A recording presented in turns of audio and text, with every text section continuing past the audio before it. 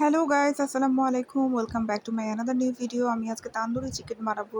এর আগে আমি তান্দুরি ফিশের রেসিপি শেয়ার করেছিলাম। আজকে আমি চিকেনটা দিয়ে করছি। এই তো তান্দুরি মশলার সাথে আমি দিয়ে দিয়েছি সল্ট, ব্ল্যাক পেপার, টক দই। এগুলো দিয়ে আমি সুন্দর করে মিক্স আপ করে নিচ্ছি। এগুলো মিক্স আপ করে দেন আমি যে ২টা চিকেন লেগ পিস নিয়েছি, লেগ পিসের মধ্যে সুন্দর করে দিয়ে দিব। মাঝখানে একটু কেটে কেটে নিয়েছি যাতে মশলাগুলো সুন্দর মতো ভিতরে ঢুকে যায়। তো এটা আমি খুব সুন্দর করে মেখে নিয়ে এটা মেরিনেট করে রাখবো প্রায় 20 মিনিটস। এখানে বলে রাখি মেরিনেট করাটা খুবই জরুরি। এতে টেস্টটা ভালো আসে।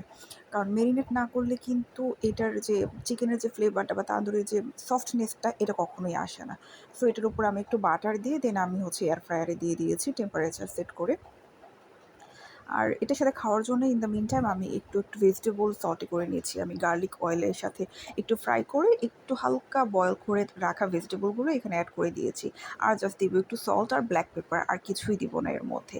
এটাই সটে করা হয়ে গেলে সরি একটু সয়া সসও দিয়ে নিয়েছি। এটা আমার ভেজিটেবলটা রেডি। ভেজিটেবলটা দেখেন দেখতে কত টেস্টিও মনে হয় এবং এটা আসলে খুবই হেলদি। আচ্ছা, এটার সাথে হয়ে গেছে আমি উপরে একটু গার্নিশ করে নিয়েছি। এই তো আমি উল্টে দিচ্ছি একটু আমার যে তান্দুরি চিকেনটা, যাতে এপাশ ওপাশ খুব সুন্দর করে হয়। এই তো রেডি হয়ে গিয়েছে, আপনারা দেখতে পাচ্ছেন। এরকম করে খাওয়ার পরে থেকে আমরা আর বাইরে থেকে চিকেন কিনে খাই না। Thank you for watching.